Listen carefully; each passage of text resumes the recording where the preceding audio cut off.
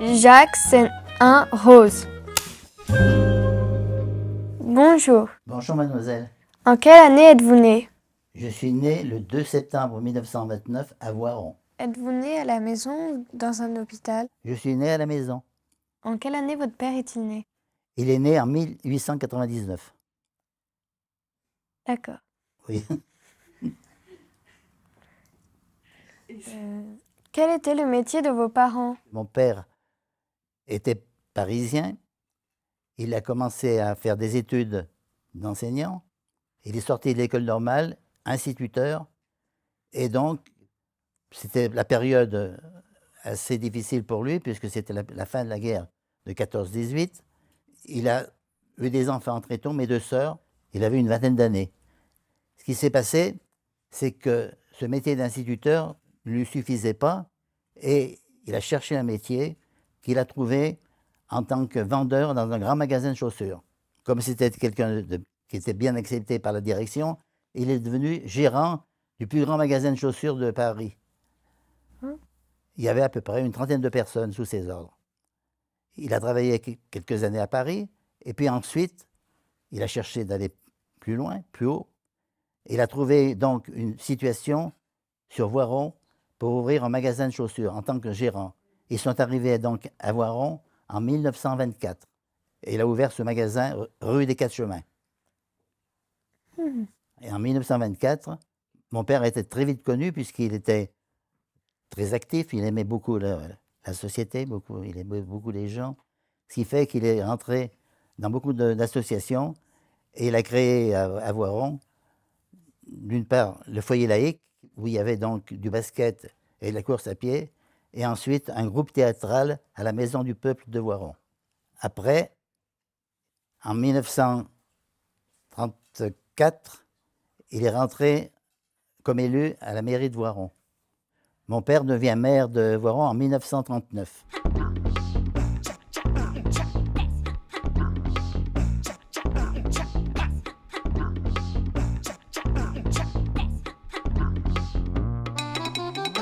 Qu'est-ce que votre père a-t-il apporté à la ville de Voiron de nouveau? Il a apporté, comme beaucoup de maires font dans une ville, ils apportent des choses dont la ville a besoin. Par exemple, sur Voiron, il a fait la première piscine du département de l'Isère, après Grenoble. Deuxième piscine, ensuite gymnase, tout ce qu'une ville recherche pour sa population. Après, il a participé donc à l'hôpital de Voiron. Il a participé à la construction de l'hôpital de Coublevis. Et puis, le gros travail qu'il a fait, et dont Voiron avait besoin, c'est-à-dire qu'il a continué le travail du maire d'avant, Ravat. Ils ont fait donc la sortie par le nord de Voiron, qui n'existait pas, bien sûr, puisque tous les véhicules, à l'époque, montaient et descendaient par la rue des Quatre Chemins. Rue des Quatre Chemins, rue Saint-Laurent. C'est donc la route qui va sur Chirens et sur Bourg. Cette nouvelle avenue qui porte son nom et celle de Ravat.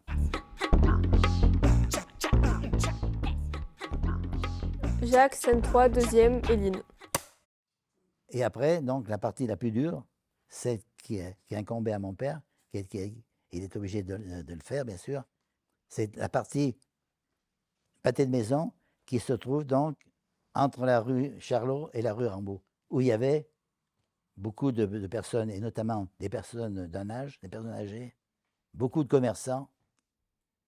Et je pense que cette période était très très dure pour mon père, parce que maintenant, c'est plus un maire qui va se déplacer pour dire aux gens on va vous exproprier. Oui. On va être obligé de partir pour telle ou telle raison. Mon père est allé voir tous les commerçants, il les a eus sur le dos. Il est allé voir toutes les personnes âgées, il les a eus sur le dos. Donc il a fallu reloger tout le monde. Il a réussi à trouver pour les commerçants des endroits excellents où ils ont augmenté leur chiffre d'affaires. Les personnes âgées, c'était des vieux appartements, ils habitaient, c'était vieux comme secteur. Ils ont eu du neuf. Tout s'est bien arrangé. C'est pour ça que maintenant, on sort de Voiron tranquillement. On peut aller sur Bourg, sur Chirens, Bourg et compagnie, plutôt que de passer dans cette rue que j'ai bien vécue, puisqu'on avait le magasin de chaussures. Combien de fois il fallait appeler les pompiers ou je ne sais qui pour arriver à dégager deux camions qui étaient coincés l'un contre l'autre. Qu'est-ce que ça fait que le nom d'une rue porte le nom de votre père? Bien sûr, j'en suis très heureux, bien sûr. C'est mon père.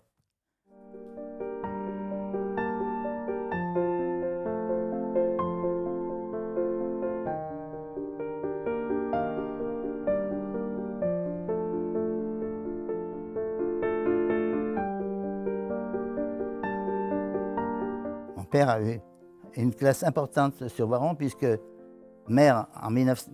D'abord rentré en 1934 au conseil municipal, maire en 1939, et il a été également député sur la fin de sa carrière, parce qu'il a été député seulement quelques mois, puisqu'il est mort en 1967.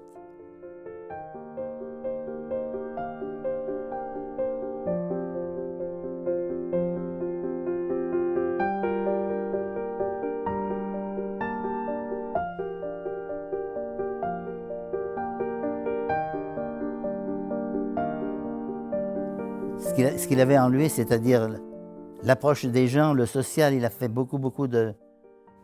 rendu beaucoup de services à beaucoup de personnes.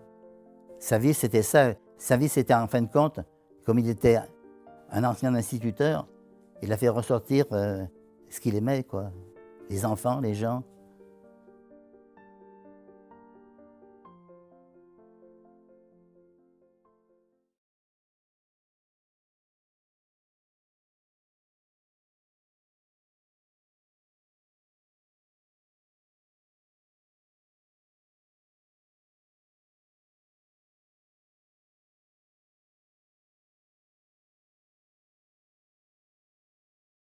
Sana Jacques Tézier, scène 2. Bonjour monsieur. Bonjour.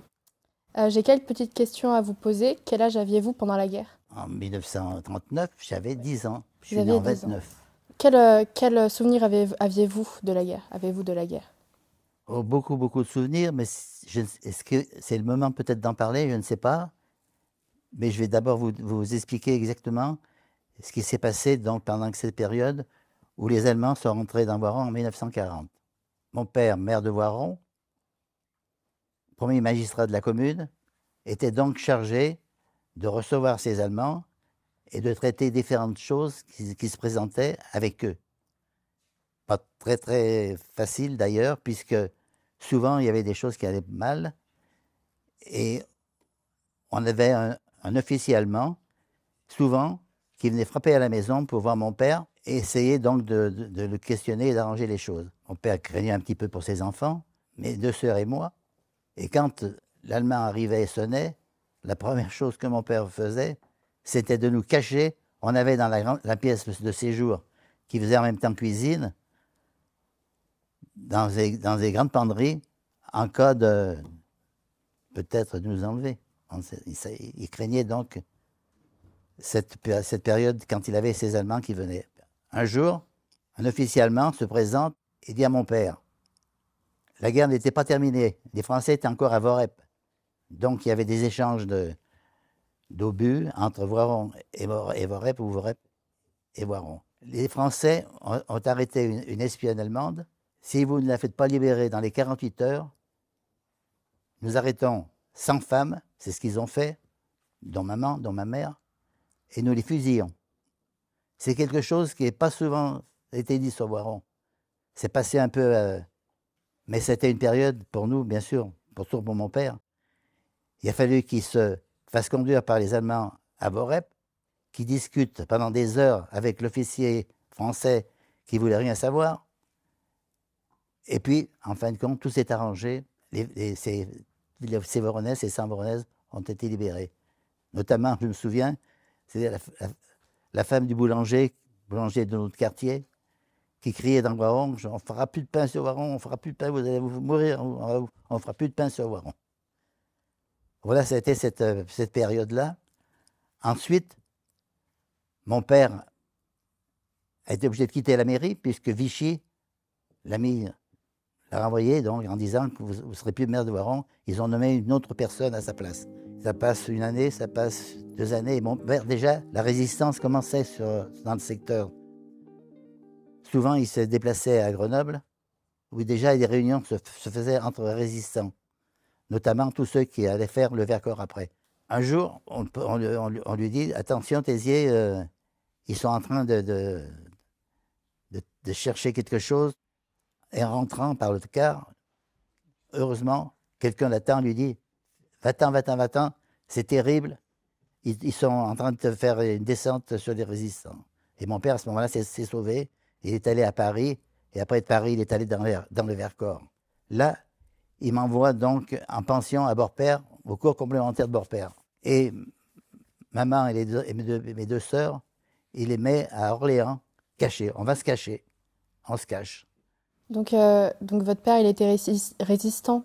Ce que je sais surtout, c'est que dans cette partie de la résistance, il était le commandant Dumont, son nom de guerre, c'était le commandant Dumont, commandant civil, commandant Dumont de la zone nord du Vercors. Et c'était Chavant qui était le grand patron du Vercors et qui dirigeait tout le Vercors. Mon père a vécu dans le Vercors, je ne connais pas trop. Ce qu'il m'a raconté surtout, c'est le fameux parachutage de Vassieux, où les Français devaient parachuter des armes et des munitions, des armes et de la nourriture à tous les résistants qui étaient sur le plateau du Vercors. Malheureusement, ce sont les Allemands qui sont arrivés. Et là, ce qui s'est passé, ça a été terrible, puisque les Allemands, ils ont mitraillé. Beaucoup de morts, beaucoup de tués, parce que les résistants se glissaient sous les camions, et ce n'était pas ce qu'il fallait faire. Et mon père a eu l'idée de ne pas glisser avec ses hommes sous un camion. Il est parti dans les champs de pommes de terre en rampant pour aller dans un bois. Et là, ils sont restés 8 jours dans un bois, sans boire ni manger. Ils n'avaient rien. C'est fou quand même. Alors manger, ils mangeaient des petits trucs comme ça, mais boire. Alors, ce que vous ne savez peut-être pas, c'est quand on a soif, qu'il y en a vraiment soif et qu'il n'y a pas d'eau, qu'il ne peut pas, qu'est-ce qu'on fait? Eh bien, on boit son urine.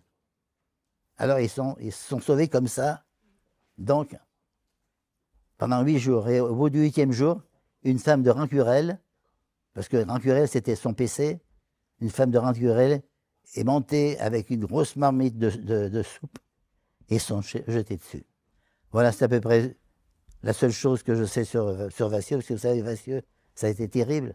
Les Allemands ont massacré tous les hommes, les femmes, les enfants de Vassieux. Toute la population de Vassieux a été tuée. Par rapport à Voiron, donc il y avait des actions de sabotage de la part de la résistance. Oui. Ça se passait comment? Alors, ce qui s'est passé sur Voiron, nous avions notre magasin de chaussures, rue des Quatre Chemins, et la droite de l'époque, la milice, la droite très dure, très dure sur Voiron. Ils ont fait sauter trois commerces. Notre magasin, rue des Quatre Chemins, la chocolaterie Bonnat, ils étaient résistants, et le café Le Parisien. Je ne sais pas si vous voyez où est le Parisien. Il ne s'appelle plus le Parisien maintenant. C'est le café qui se trouve au pied de la Grande Rue. Oui. Voilà.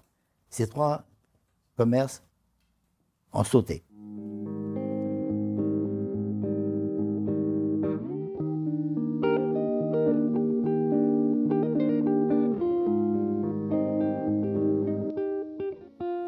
Est-ce que votre père a contribué à cacher des enfants qui étaient recherchés par Vichy?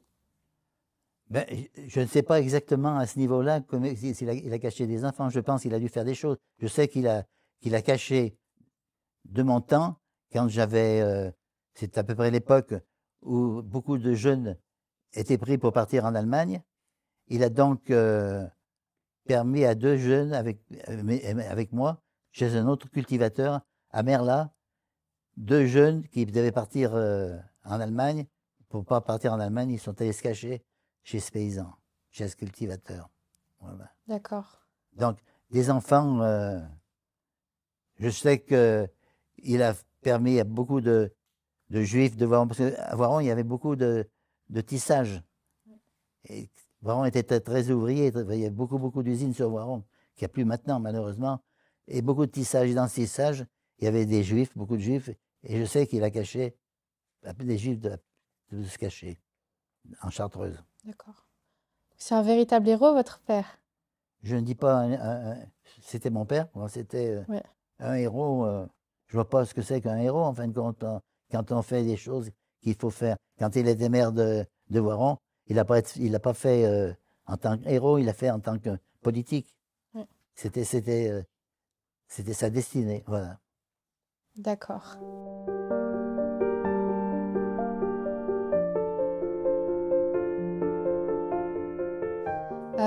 Et par rapport à l'affaire Jourdan, qu'est-ce que vous pouvez nous dire par rapport à ça? L'affaire Jourdan, c'est pareil, comme j'étais pas à Voiron à ce moment-là, comme j'étais toujours à Beaupère. Ce que j'ai su, c'est que des étudiants à l'École nationale, qui faisaient leurs études à l'École nationale, il y avait donc deux ou trois jeunes de l'École nationale qui venaient chez les Jourdans tous les dimanches pour manger et passer. Donc, ils étaient très très bien reçus chez la famille Jourdan. Et M. Jourdan était un milicien. Était quelqu'un, probablement quelqu'un qui n'était pas bien vu sur Voiron. Et ce qui s'est passé, c'est que la résistance, sachant que ces jeunes venaient chez les Jourdans tous les dimanches, ils leur ont dit « Vous êtes obligés de les massacrer ». Et ces jeunes sont allés donc un dimanche chez les Jourdans et ils ont tué toute la famille. Toute, même le bébé. Ils ont été fusillés après par la milice. Ouais. Voilà ce que je sais de ce... Mais ça s'est passé exactement comme ça.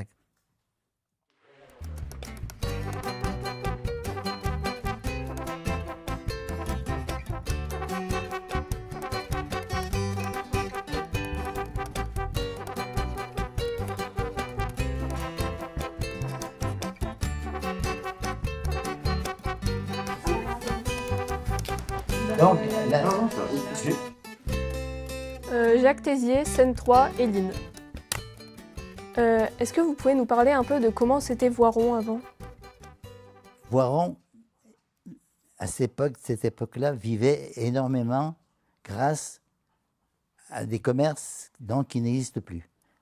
Quand vous partez donc début de la rue des Quatre Chemins et que vous faites la place de la République jusqu'au Mail vers le Jardin de Ville, le côté droit, comme commerce, il y avait déjà un boucher, qu'il n'y a plus.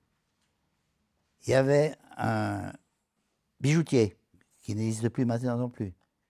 Il y avait une pâtisserie, il y avait un magasin de sport et un coiffeur. Tout ça, et puis une pharmacie. Tout ça, ça a disparu. Après, on avait les trois rues. Il y a un R entre deux C. C'est-à-dire, c'était les noms des généraux. Charlot, Rimbaud, Carnot. La rue Charlot, la première, c'est celle qui va à la poste. Il y avait un café, il y avait un bureau de tabac, il y avait l'emplacement de gaz EDF. Après, l'autre rue, il y avait encore un café, un petit café. Il y avait un autre café, un grand café, café du commerce. Ensuite, encore un café. Ensuite, la Bonnat, c'est le seul qui reste. Après, encore un café. Ensuite, on descendait. Casino. Après, encore un café. De l'autre côté, en descendant, c'est-à-dire en face du théâtre que je vous expliquais, il y avait déjà encore un café, café Tonneau, le Tonneau. On descendait. Gentil Catiard, une grande épicerie. Gentil Catiard, ça s'appelait. Gentil Catiard. Une épicerie énorme. Ensuite, il y avait, celui il existe toujours, là, les Archers. Oui. Les Archers. Après, il y avait un magasin de chaussures. C'était le seul qui restait sur la place, qui était à l'époque, qui s'appelait La Favorite, qui est devenu Eram après. Après, on traverse, magasin il existe encore, d'hommes, vêtements d'hommes. À côté, un grand magasin de sport qui n'existe plus, un cinéma. Et qu'est-ce qu'il y avait comme animation dans la ville exactement? Le dimanche matin, quand à la messe, déjà les gens qui allaient à la messe, et puis tous ces cafés qui attirait du monde. Bien sûr, on se rencontrait ce jour-là, on allait boire un coup ensemble, on se parlait. C'était des lieux de... C'était ça fait, les cafés, c'était pour ça. C'était pas pour se saouler, c'était pour discuter. Il y avait les vogues, la vogue, il y avait une grosse vogue sur Voiron. Mais il y avait la foire aux bestiaux. C'est-à-dire que ça, vous ne l'avez pas vécu parce que ça a été enlevé, je sais pas, il y a peut-être 10-15 ans, je ne me rappelle plus. Il y avait des grands plots en pierre avec des anneaux où les bêtes étaient attachées et la foire aux bestiaux se passait là. En plus de ça, sur Voiron, il s'est fait le marché couvert, là où il y a le grand angle. Alors il y avait également des fêtes qui se passaient donc sous le marché couvert. Quand vous étiez petit, il y avait quoi comme industrie à Voiron par rapport au tissage? Ah ben, c'était les rossignols. C'est un rossignol qui était l'industrie la plus importante, le ski. Beaucoup. Ça a toujours bien marché, rossignol. Du temps du fondateur, celui qui portait le nom donc, de l'entreprise Rossignol, Abel Rossignol. C'était quelqu'un, donc le ski marchait très bien. C'était une industrie très importante sur Voiron. Antésite, c'était bien aussi, mais disons que c'était une industrie un peu moins forte. Et la Chartreuse. La Chartreuse, bien, qui attirait beaucoup de monde. Les papeteries qui marchaient bien aussi.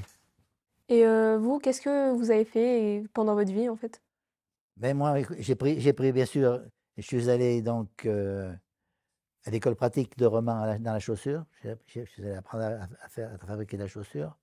Je suis allé à Paris près de 3 ans en tant que vendeur étalagiste. Parce que le magasin que l'on avait, nous, on n'était pas vendeurs de chaussures, on était chausseurs. C'est-à-dire, quand vous rentriez dans notre magasin, vous vous mettiez sur un siège, nous, on mettait un petit stool devant, mettez vos pieds dessus, et on vous chaussait. Oui. On était des chausseurs. On pouvait dire à la cliente ou au client, c'est bien ou c'est pas bien, voilà. Et ça a été donc mon métier. Après, j'ai fait aussi, comme mon père, beaucoup de sport. J'ai participé à la création du basket à l'amicale laïque. J'ai participé également, j'ai créé la section athlétisme cross et je suis devenu adjoint au sport pendant 16 ans.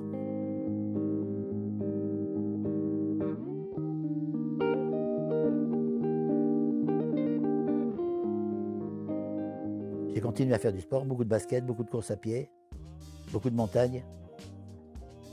J'aimais beaucoup la montagne, j'ai fait mon service militaire à l'école de haute montagne à Chamonix. Et on m'a dit que vous avez participé à un sauvetage à un moment. Ah, mais j'ai participé, oui, j'ai la médaille de plus de 3 sauvetages au-dessus de 3000 quand j'étais à l'armée. Service militaire, c'est ça. C'est tout, c'est pas moi spécialement, hein, c'est la section.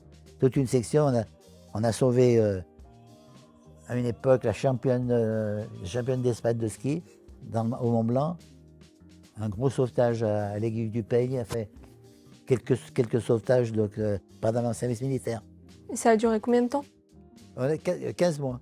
15 mois, d'accord. Pas tout à fait 15 mois à Chamonix, mais disons, c'était court les services militaires. Très court à l'époque. Mais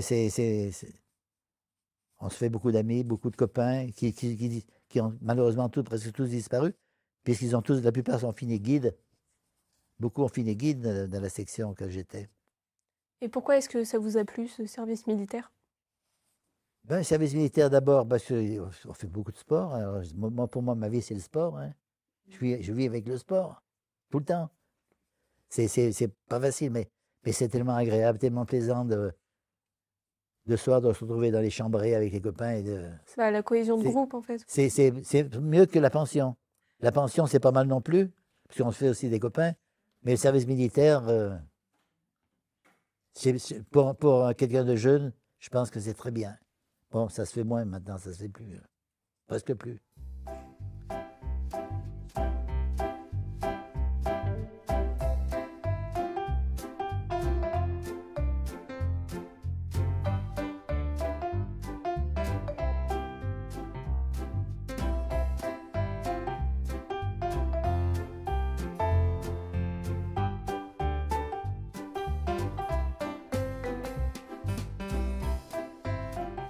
Tézier tourne. Serré tourne. Qui? Tézier tourne. Morgane Tézier, scène 4. Dans votre jeunesse, vous jouez à quel jeu? On avait un terrain près de la salle des fêtes, en herbe, on jouait au foot. On se faisait des épées en bois, on jouait à Robin des Bois, par exemple. On courait entre les 3 rues, puisqu'il y avait des couloirs de traverse, ce qu'on appelle des couloirs de traverse. C'est-à-dire, vous rentrez d'un côté et vous ressortez de l'autre. Ça s'appelle des couloirs de traverse. C'était notre jeu, on courait là comme... mais la principale distraction, c'était le foot, qu'on jouait sur ce terrain vague qui avait près de la salle des fêtes.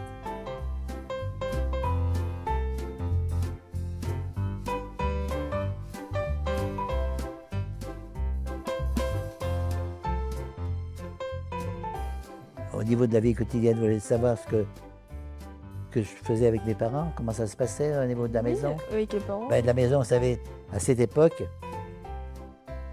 surtout les années 39, 40, 41, 42, ça a été une période assez difficile puisqu'on mangeait d'une façon restreinte, réduite, puisqu'on avait des bons, des tickets, c'est des tickets.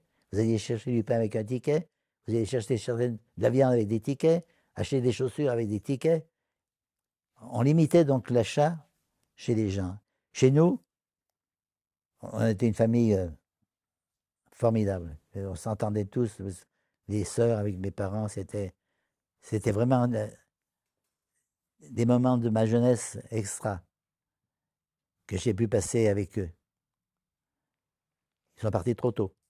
Enfin bon, c'est comme ça, mais bon, pendant toute cette période, on vivait, comme je pense la plupart des gens de Voiron, dans des habitations. Ce n'était pas des logements neufs, c'était des vieux logements. Alors, qui dit vieux logement dit pas de salle de bain. Notre logement consistait à une plus grande pièce de séjour où il y avait le poêle à charbon qui servait de chauffage et pour faire à manger. 2 chambres, pas donc de salle de bain, les WC sur le palier. Comme tout l'étage de l'immeuble, les gens allaient sur le palier. Et vous allez vous laver où? Ben, on se lavait, maman nous lavait dans une grande bassine avec des grands seaux d'eau. On se lavait comme ça. Dites, vous me questionnez beaucoup, mais et vous maintenant, qu'est-ce que vous faites? Vous faites du sport? Avant, je faisais du sport, avant, je faisais de la danse, mais bon, j'ai arrêté. Il faut faire du sport. Oui, je sais. Mais c'est vrai que le sport, même si physiquement, ça peut être bien à certains moments, puis moins bien si vous vous blessez, mais ça apporte quelque chose, il y a quand même quelque chose qui rapproche l'homme. Le sport rapproche les gens, il n'y a pas de problème. Du coup, est-ce que vous trouvez que c'est important les clubs et tout ça? Ce que votre père a apporté à cette ville? Oui, mon père a fait beaucoup pour la vie associative, puisque dès qu'il est arrivé à Voiron, quand il est arrivé de Paris à Voiron, les premières choses qu'il a pu faire, c'est d'être dans la vie associative. Il faut des associations, il faut de plus en plus d'associations. C'est vrai que c'est pas facile à l'heure actuelle, parce que suivant ce que vous faites, il faut de l'argent. C'est toujours l'argent le nœud de la guerre. Il faut de l'argent pour faire beaucoup de choses. Mais quand on peut ou faire du culturel ou faire du sport, alors je suis entièrement pour la vie associative et il faut qu'à Voiron, que les élus actuels continuent à le faire. Vous avez eu combien d'épouses ou avez-vous eu Moi j'ai eu des épouses, j'en ai pas eu 36. Hein. Ou avez-vous eu des relations amoureuses Des relations amoureuses? Quand vous étiez jeune? Quand j'étais jeune. Ben, vous savez, on est tous pareils. De toute façon, j'ai eu, surtout quand j'ai vécu à Paris là, près de 3 ans, je ne me suis pas ennuyé. Hein. Donc, et est-ce que vous utilisez beaucoup de mots d'argot? Genre un peu comme nous, quand tu dis à quelqu'un que tu es amoureux, tu dis « je suis en crush ». Quand vous dites à quelqu'un que vous êtes amoureux, vous dites que vous êtes en crush. je ne connais pas. Ou quand vous trouvez quelque chose de gênant, vous dites cringe. Je connais pas. Ou des fois, il y a des jeunes qui disent, des fois pour bonjour, ils disent wesh. Salut, une fille, tu me plais, hein? C'est, ouais.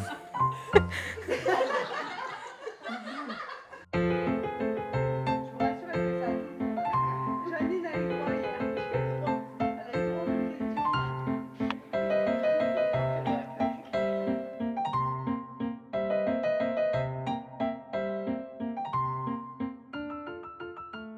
J'ai une question, vu que vous chaussez des gens, est-ce que vous pensez que les chaussures avant étaient beaucoup plus jolies que celles de maintenant?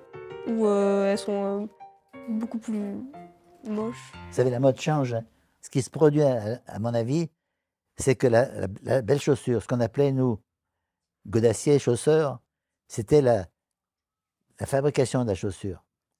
Chez nous, dans le magasin, on avait surtout de la chaussure de roman. Pourquoi la chaussure de roman? C'était d'abord des très grandes marques, et la chaussure, c'était du cousu.